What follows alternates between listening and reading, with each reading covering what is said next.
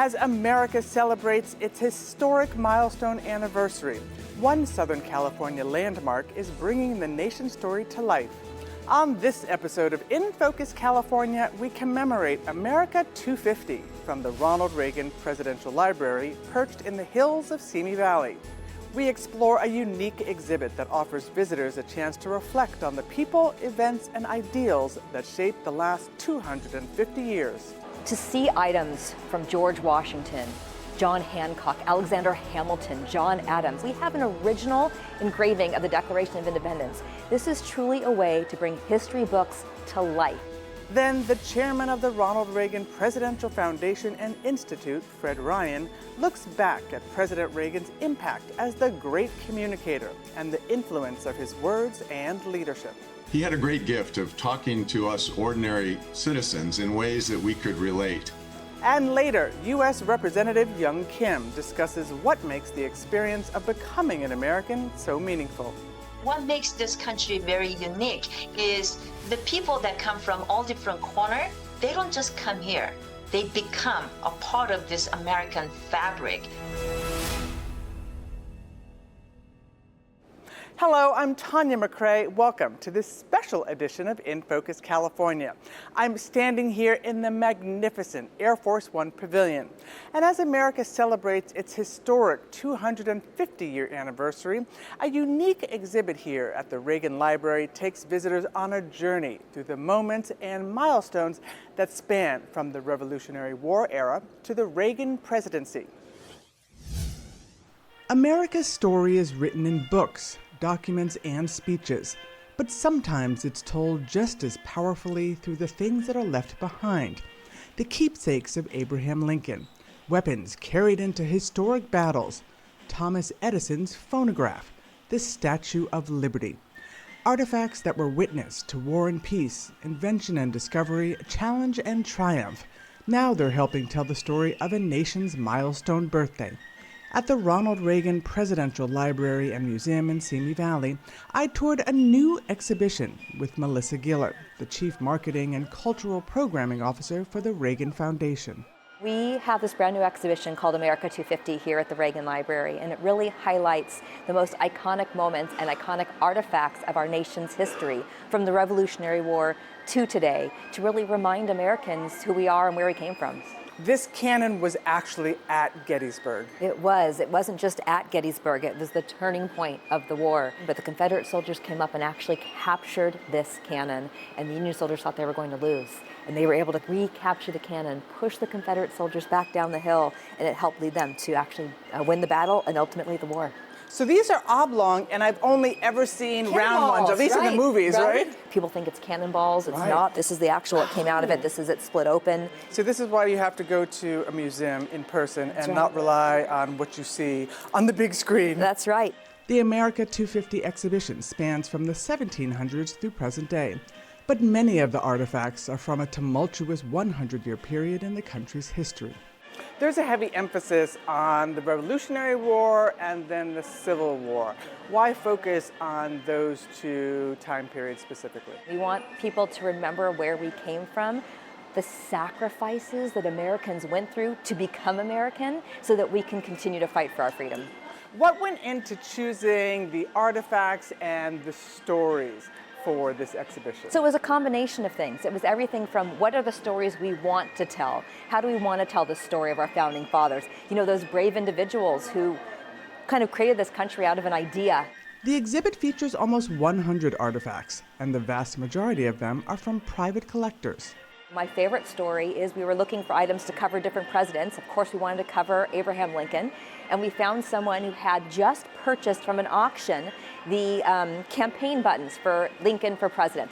And we reached out to him and we said, we're doing this exhibition, would you consider loaning us these campaign buttons? And he said, sure, but you know, I collect a lot of things, and I actually have the gloves that Abraham Lincoln was wearing on the night that he was killed, covered in his blood. These were Lincoln's gloves. What looks at the bottom like dirt or rust is actually his bloodstains.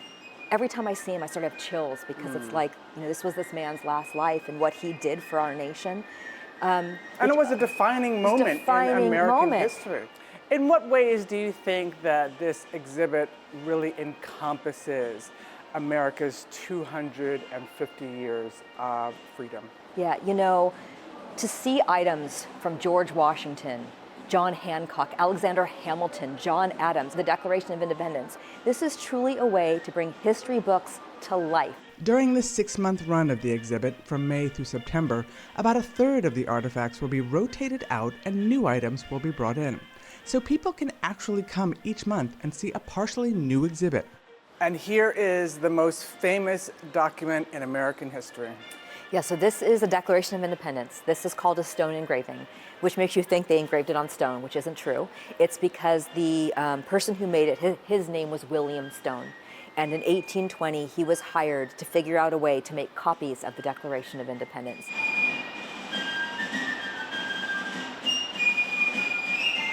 Well, this is certainly a very famous painting. It is. So this exhibition has 5 original John Trumbull paintings. This is of the signing of the Declaration of Independence, July 4th, 1776. And a fun fact, if you have a $2 bill, this is the image on the back of that bill. I didn't realize. Yes, I haven't had a $2 bill in a very long time. So now you got to find one. I know.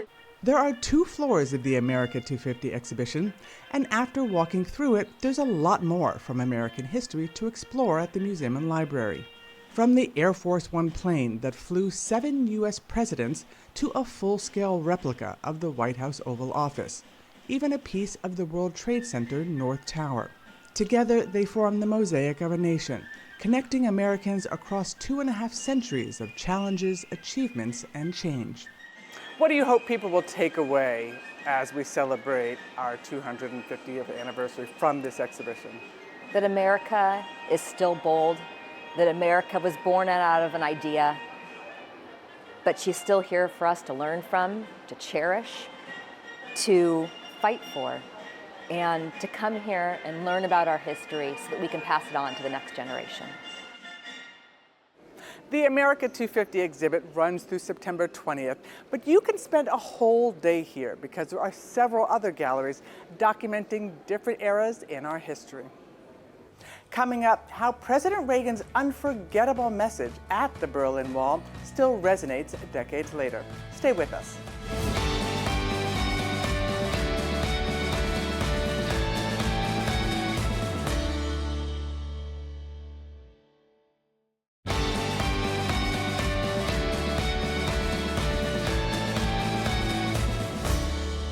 General Secretary Gorbachev, if you seek peace, if you seek prosperity for the Soviet Union and Eastern Europe, Mr. Gorbachev, tear down this wall.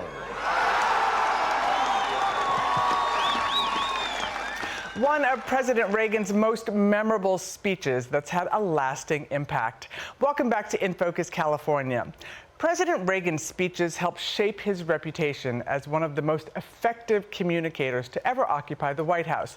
Joining us now to discuss President Reagan's legacy is Fred Ryan, the chairman of the Board of Trustees of the Ronald Reagan Presidential Foundation and Institute. He previously served as President Reagan's post-presidential chief of staff and was instrumental in the design, fundraising, and construction of the Ronald Reagan Presidential Library. Fred, thank you so much for joining us for this special episode of In Focus, California. It's my pleasure, Tanya. Thank you. Yeah. Now, you were deeply involved in the planning and logistics of creating the legacy of President Reagan at the library by compiling his speeches, writings, and memorable quotes that helped shape his reputation as the Great Communicator. What do you think people could learn today from his communication style and his leadership philosophy? Well, as you described it, Tanya, he was called the Great Communicator. He would talk about important issues of the day, and he had a great gift of talking to us ordinary citizens in ways that we could relate. And he could simplify complex issues. But as you showed on that clip at the Berlin Wall, that was a time, it was a dangerous time. It was a time where we know how that story ended. The Berlin Wall came down, but no one knew at that time. And it was a bold statement for President Reagan to go right there on the front lines of freedom and to stand in front of the Berlin Wall and say, tear down this wall.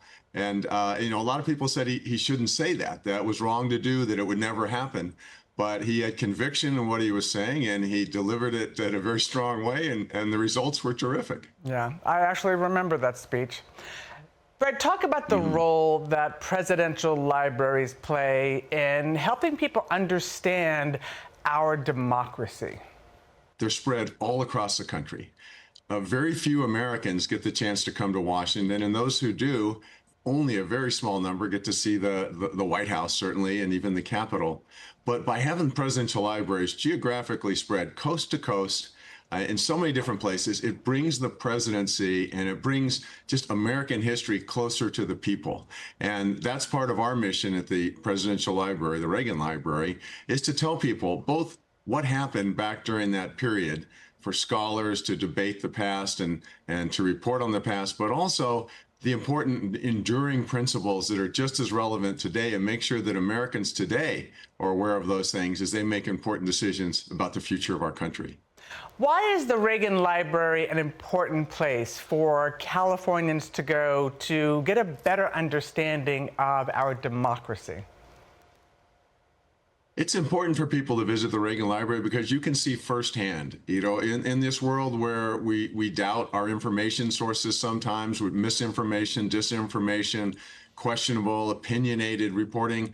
You can go firsthand and see for yourself, see the documents, see the important artifacts, see the piece of the Berlin Wall that stands there, and the disarmed missile that was part of the arms negotiation talks, and let people really get a firsthand sense of what it's like to be president of the United States, because that's important for those who might consider themselves running for that office, and certainly for those of us who vote for people in that office. But it's also a chance to learn about important issues that presidents deal with. What are some of the other exhibits or experiences that you would suggest first-time visitors must see? Well, one thing that's essential to see when you're there is Air Force One. Ronald Reagan's presidential aircraft that he flew around the world more than any other president had is on display, and it's intact in the Reagan Presidential Library. And not only can you see it, you can walk through it. You can see where the president sat, where the Secret Service sat, where the staff, where the journalists, reporters sat. And you can learn about how the Flying White House, as it's called, is such an important tool for American diplomacy and such an effective way for American presidents to perform the jobs of their office. If President Reagan were here with us today, what do you think he would say about this 250th anniversary milestone? Well, I think he would have maybe two views. One is Ronald Reagan was always the optimist. Ronald Reagan was known for reaching across the aisle and having the ability to get things done with people from the opposite party. He was somebody who brought the country together instead of dividing us. In his reelection, he won 49 out of 50 states, the biggest landslide any president's had, and that's because he was able to pull us together as one country. So I think on the one hand, he might be a little disappointed seeing the divisions that we're facing today and the polarization and the lack of civility at so many different levels of our government. But on the other hand, Ronald Reagan always trusted in the American people. And that's, I think, what's encouraging to all of us is Americans want to move past that. And America's 250th is such an important occasion to do that. A chance for our country, learn about civics, how our government works, learn about this unique experiment in democracy that we've been able to sustain for 250 years. So I think President Reagan would be very much hoping that Americans would have this chance to fall in love with their country again as we celebrate this 250th birthday. Well, Fred, I can say you did an incredible job in helping to create the legacy at the Reagan Library. Thank you so much for your time. My pleasure. Thank you. Great to be with you. Still ahead, Representative Young Kim highlights celebrations of America's 250th anniversary in her district, including a special exhibit at the Richard Nixon Presidential Library. Stay with us.